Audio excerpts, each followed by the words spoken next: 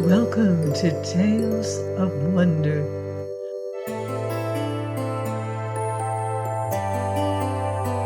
I'm Ardell with another story from the Red Fairy Book, Kari Woodengown.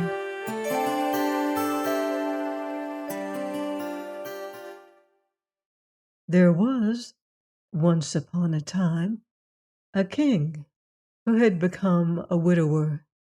His queen had left one daughter behind her, and she was so wise and so pretty that it was impossible for any one to be wiser or prettier. For a long time the king went sorrowing for his wife, for he had loved her exceedingly.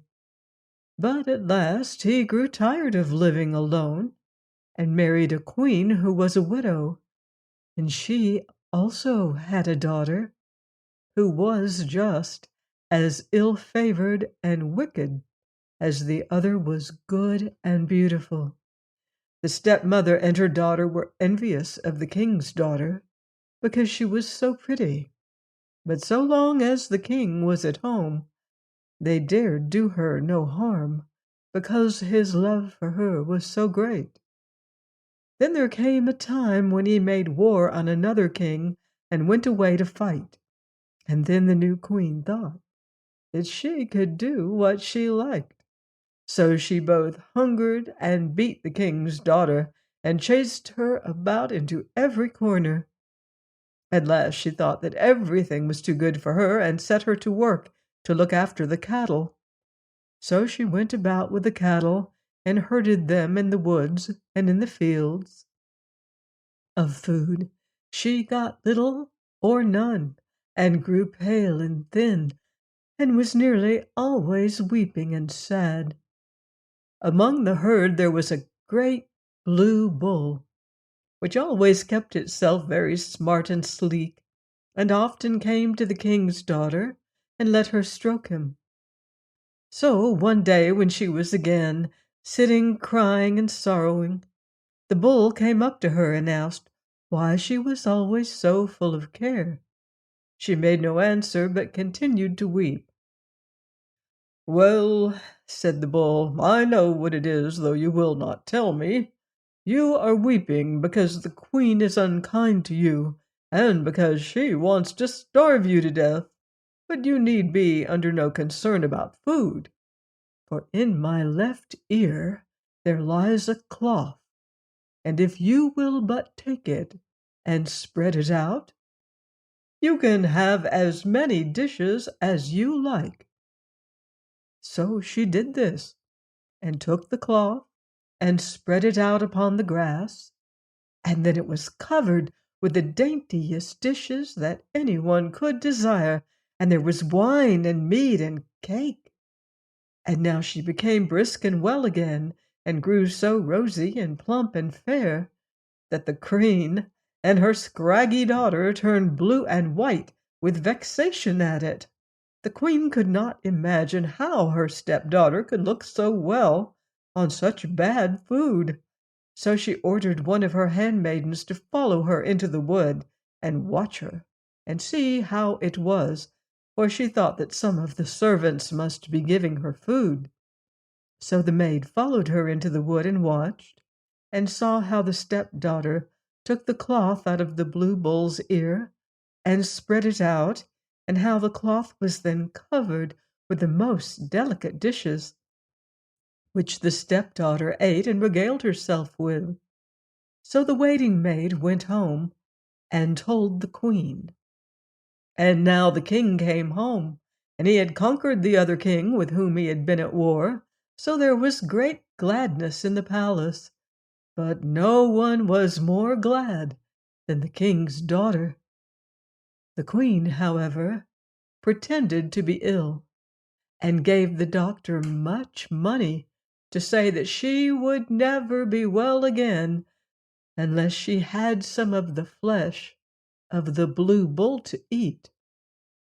Both the king's daughter and the people in the palace asked the doctor if there were no other means of saving her, and begged for the bull's life, for they were all fond of him, and they all declared that there was no such bull in the whole country. But it was all in vain. He was to be killed, and should be killed, and nothing else would serve. When the king's daughter heard it, she was full of sorrow, and went down to the byre to the bull. He too was standing there, hanging his head, and looking so downcast that she fell a weeping over him. "What are you weeping for?" said the bull. So she told him that the king had come home again, and that the queen had pretended to be ill, and that she had made the doctor say that she could never be well again unless some of the flesh of the blue bull was given her to eat, and that now he was to be killed. "When once they have taken my life, they will soon kill you also," said the bull. "If you are of the same mind with me, we will take our departure this very night." The king's daughter thought that it was bad to go and leave her father, but that it was worse still to be in the same house with the queen, so she promised the bull that she would come. At night, when all the others had gone to bed, the king's daughter stole softly down to the byre to the bull, and he took her on his back and got out of the courtyard as quickly as he could. So, at cock-crow next morning, when the people came to kill the bull, he was gone. And when the king got up and asked for his daughter, she was gone too. He sent forth messengers to all parts of the kingdom to search for them, and published his loss in all the parish churches. But there was no one who had seen anything of them. In the meantime, the bull traveled through many lands with the king's daughter on his back, and one day they came to a great copper wood where the trees and the branches and the leaves and the flowers and everything else was of copper. But before they entered the wood, the bull said to the king's daughter, "When we enter into this wood, you must take the greatest care not to touch a leaf of it, or it will be all over both with me and with you. For a troll with 3 heads, who is the owner of the woods, lives here." So she said she would be on her guard and not touch anything. And she was very careful, and bent herself out of the way of the branches and put them aside with her hands. But it was so thickly wooded that it was all but impossible to get forward, and do what she might, she somehow or other tore off a leaf which got into her hand. "Oh, oh, what have you done now?" said the bull. "It will now cost us a battle for life or death. But do be careful to keep the leaf." Very soon afterwards, they came to the end of the wood, and the troll with the 3 heads came rushing up to them. "Who's that who's touching my wood?" said the troll. "The wood is just as much mine as yours," said the bull. "We shall have a tussle for that," shrieked the troll. "That may be," said the bull. So they rushed on at each other and fought, and as for the bull, he butted and kicked with all the strength of his body. But the troll fought quite as well as he did, and the whole day went by before the bull put an end to him. And then he himself was so full of wounds and so worn out that he was scarcely able to move. So they had to wait a day, and the bull told the king's daughter to take the horn of ointment which hung at the troll's belt and rub him with it. Then he was himself again, and the next day they set off once more. And now they journeyed on for many, many days. And then, after a long, long time, they came to a silver wood. The trees and the boughs and the leaves and the flowers and everything else was of silver. Before the bull went into the wood, he said to the king's daughter, "When we enter into this wood, you must, for heaven's sake, be very careful not to touch anything at all, and not to pluck off even so much as one leaf, or else all will be over both with you and with me. A troll with 6 heads lives here, who is the owner of the wood, and I do not think I should be able to overcome him." "Yes," said the king's daughter, "I will take good care not to touch what you do not wish me to touch." But when they got into the wood, it was so crowded, and the trees so close together, that they could scarcely get forward. She was as careful as she could be, and bent aside to get out of the way of the branches, and thrust them away from before her with her hands, but every instant a branch struck against her eyes, and in spite of all her care, she happened to pull off one leaf. "Oh, oh, what have you done now?" said the bull. "It will now cost us a battle for life or death, for this troll has 6 heads, and is twice as strong as the other.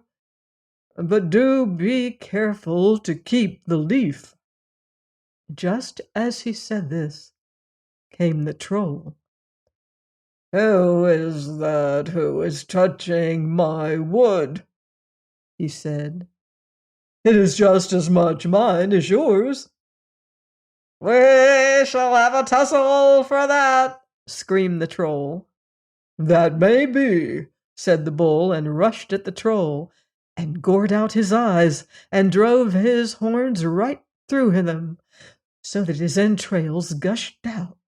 But the troll fought just as well as he did, and it was 3 whole days before the bull got the life out of him.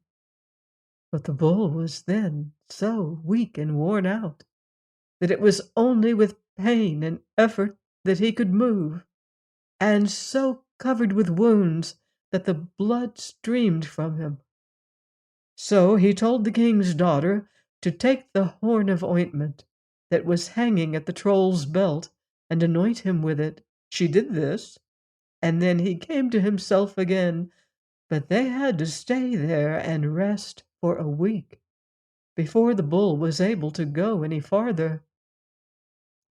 At last they set forth on their way again, but the bull was still weak, and at first could not go quickly. The king's daughter wished to spare him, and said that she was so young and light of foot that she would willingly walk.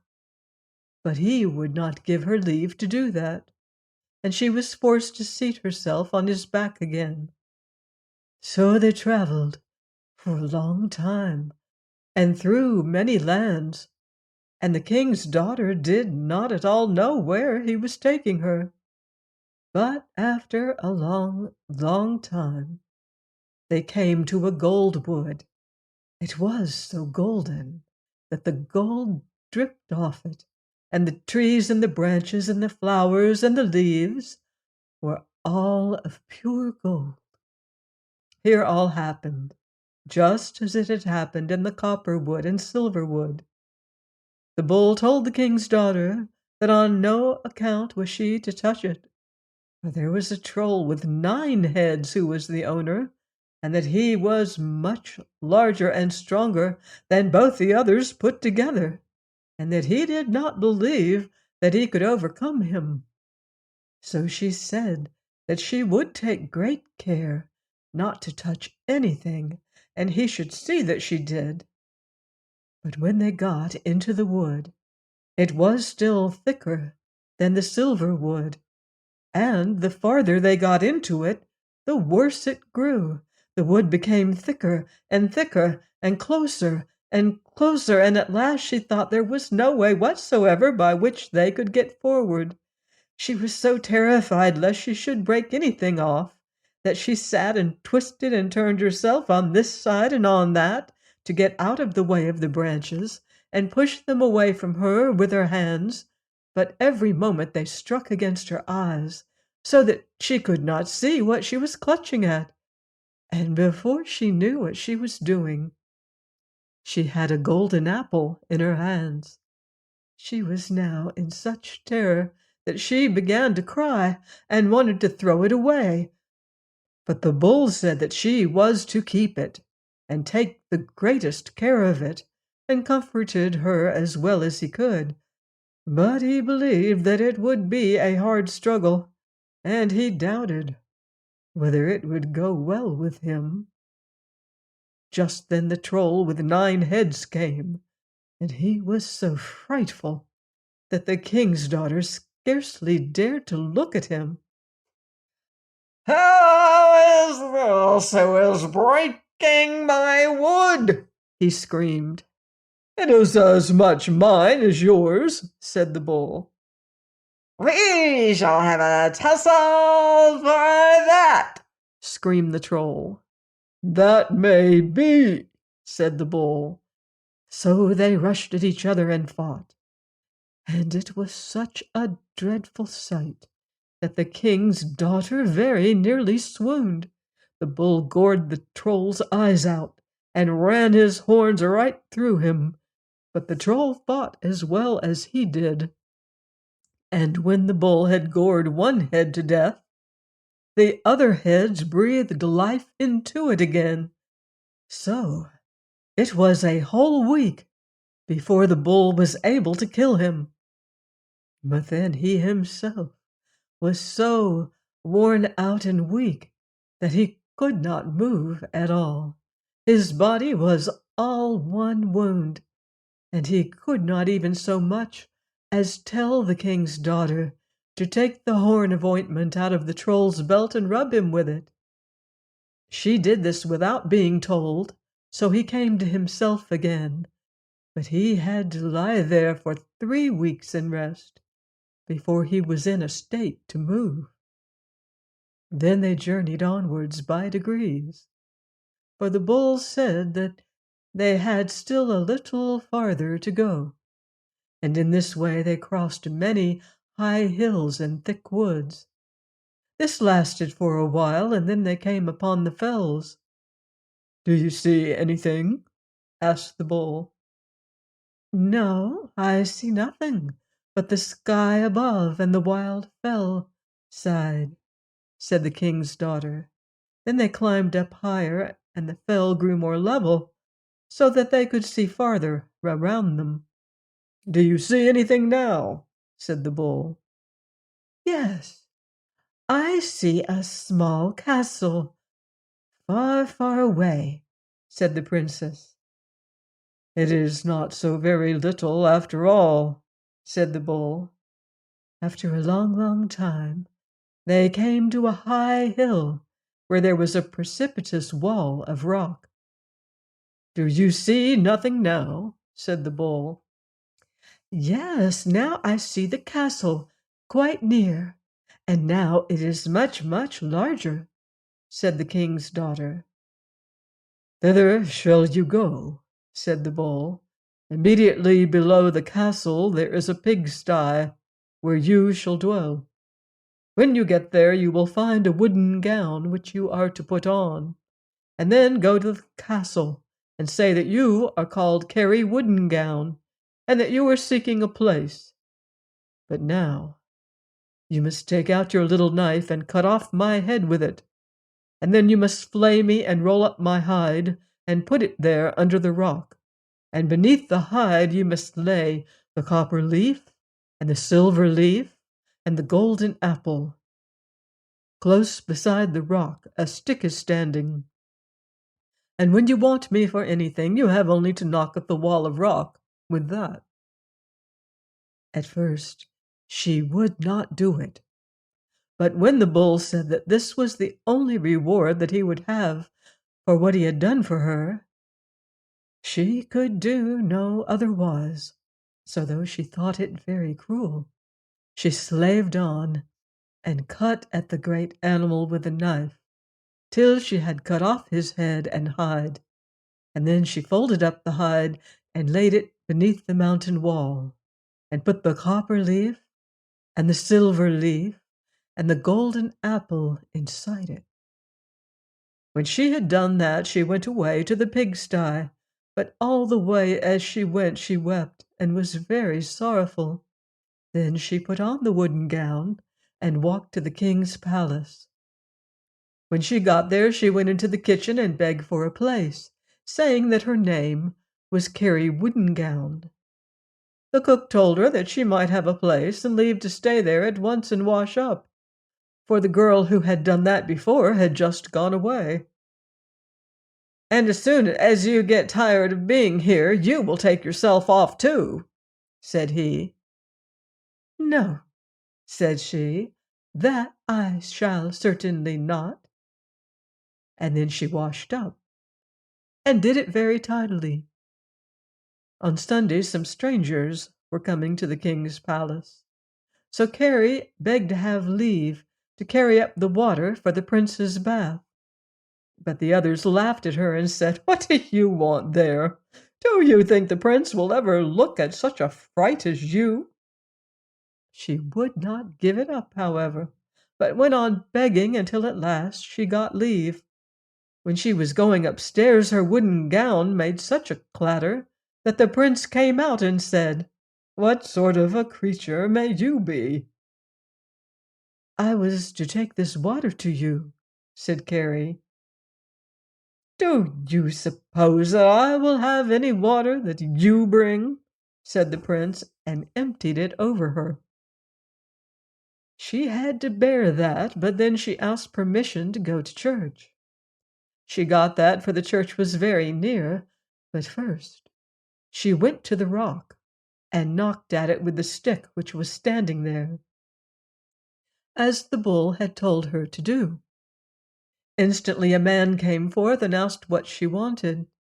The king's daughter said that she had got leave to go to church and listen to the priest, but that she had no clothes to go in. So he brought her a gown that was as bright as the copper wood, and she got a horse and saddle too from him. When she reached the church, she was so pretty and so splendidly dressed that everyone wondered who she could be. Hardly anyone listened to what the priest was saying, for they were all looking far too much at her, and the prince himself liked her so well that he could not take his eyes off her for an instant. As she was walking out of the church, the prince followed her and shut the church door after her, and thus he kept one of her gloves in his hand. Then she went away and mounted her horse again. The prince again followed her and asked whence she came. "Oh, I am from Bathland," said Kari. And when the prince took out the glove and wanted to give it back to her, she said, "Darkness behind me, but light on my way, that the prince may not see where I'm going today." The prince had never seen the equal of that glove, and he went far and wide, asking after the country which the proud lady, who rode away without her glove, had said that she came from. But there was no one who could tell him where it lay. Next Sunday, someone had to take up a towel to the prince. "Oh, may I have leave to go up with that?" said Kari. "What would be the use of that?" said the others who were in the kitchen. "You saw what happened last time." Kari would not give in, but went on begging for leave till she got it, and then she ran up the stairs so that her wooden gown clattered again. Out came the prince, and when he saw that it was Kari, he snatched the towel from her and flung it right in her eyes. "Be off at once, you ugly troll," said he. "Do you think that I will have a towel that has been touched by your dirty fingers?" After that the prince went to church. and Kari also asked leave to go. They all asked how she could want to go to church when she had nothing to wear but that wooden gown, which was so black and hideous. But Kari said that she thought the priest was such a good man at preaching, that she got so much benefit from what he said, and at last she got leave. She went to the rock and knocked, whereupon out came the man and gave her a gown, which was much more magnificent than the first. It was embroidered with silver all over, and it shone like the silver wood. And he gave her also a most beautiful horse, with housings embroidered with silver, and a bridle of silver too. When the king's daughter got to church, all the people were standing outside upon the hillside, and all of them wondered who on earth she could be. And the prince was on the alert in a moment, and came out and wanted to hold her horse while she alighted. But she jumped off and said there was no need for that, for the horse was so well broken in that it stood still when she bade it, and came when she called it. So they all went into church together. But there was scarcely anyone who listened to what the poor priest was saying. They were all looking far too much at her, and the prince fell much more deeply in love with her than he had been before. When the sermon was over, and she went out of the church, and was just going to mount her horse, the prince again came and asked her where she came from. "I'm from Towel Land," said the king's daughter, and as she spoke, she dropped her riding whip. And while the prince was stooping to pick it up, she said, "Darkness behind me, but light on my way, that the prince may not see where I'm going today." And she was gone again. Neither could the prince see what had become of her. He went far and wide to inquire for that country from whence she had said that she came, but there was no one who could tell him where it lay. So he was forced to have patience once more. Next Sunday someone had to go to the prince with a comb.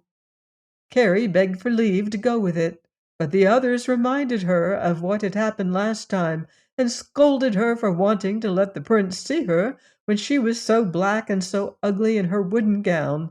But she would not give up asking until they gave her leave to go up to the prince with the comb. When she went clattering up the stairs again, out came the prince and took the comb and flung it at her and ordered her to be off as fast as she could. After that the prince went to church, and Kari also begged for leave to go. Again they all asked what she would do there, she who was so black and ugly and had no clothes that she could be seen in by other people. The prince or someone else might very easily catch sight of her, they said, and then both she and they would suffer for it. But Kari said that they had something else to do than to look at her, and she never ceased begging until she got leave to go. And now all happened just as it had happened twice already. She went away to the rock and knocked at it with a stick, and then the man came out and gave her a gown, which was very much more magnificent than either of the others. It was almost entirely made of pure gold and diamonds, and she also got a noble horse with housings embroidered with gold and a golden bridle.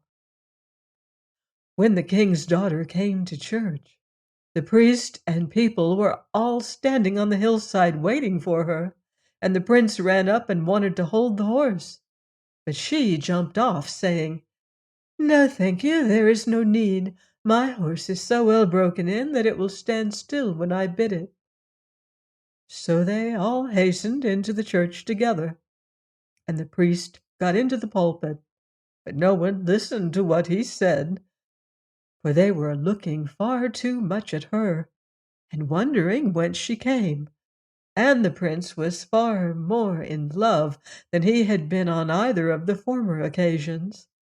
and he was mindful of nothing but of looking at her. When the sermon was over, and the king's daughter was about to leave the church, the prince had caused a firkin of tar to be emptied out in the porch, in order that he might help her to go over it. She, however, did not trouble herself in the least about the tar, but set her foot down in the middle of it and jumped over it, and thus one of her gold shoes was left sticking in it. When she had seated herself on the horse, the prince came running out of the church and asked her whence she came. "From Combland," said Kari, but when the prince wanted to reach her gold shoe, she said, "Darkness behind me, but light on my way, that the prince may not see where I'm going today." The prince did not know what had become of her, so he traveled for a long and wearisome time all over the world, asking where Combland was, but when no one could tell him where that country was, he caused it to be made known everywhere that he would marry any woman who could put on the gold shoe. So fair maidens and ugly maidens came thither from all regions, but there was none who had a foot so small that she could put on the gold shoe. After a long, long while came Kari Woodengown's wicked stepmother with her daughter too, and the shoe fitted her. But she was so ugly and looked so loathsome that the prince was very unwilling to do what he had promised. Nevertheless, all was got ready for the wedding, and she was decked out as a bride. But as they were riding to church, a little bird sat upon a tree and sang, "A slice off her heel and a slice off her toes, Kari Woodengown's shoe fills with blood as she goes." And when they looked to it, the bird had spoken the truth, for blood was trickling out of the shoe. So all the waiting maids and all the womenkind in the castle had to come and try on the shoe, but there was not one whom it would fit. "But where is Kari Woodengown, then?" asked the prince, when all the others had tried on the shoe. For he understood the song of birds, and it came to his mind what the bird had said. "Ah, that creature," said the others. "It's not the least use for her to come here. She has feet like a horse." "That may be," said the prince, "but as all the others have tried it, Kari may try it too. Kari!" he called out through the door, and Kari came upstairs, and her wooden gown clattered as if a whole regiment of dragoons were coming up. "Now you are to try on the gold shoe and be a princess," said the other servants, and they laughed at her and mocked her. Kari took up the shoe, put her foot into it as easily as possible, and then threw off her wooden gown, and there she stood in the golden gown, which flashed like rays of sunshine, and on her other foot she had the fellow to the gold shoe. The prince knew her in a moment, and was so glad that he ran and took her in his arms and kissed her. And when he heard that she was a king's daughter, he was gladder still. And then they had the wedding. Join me next time for another enchanting story here on Tales of Wonder.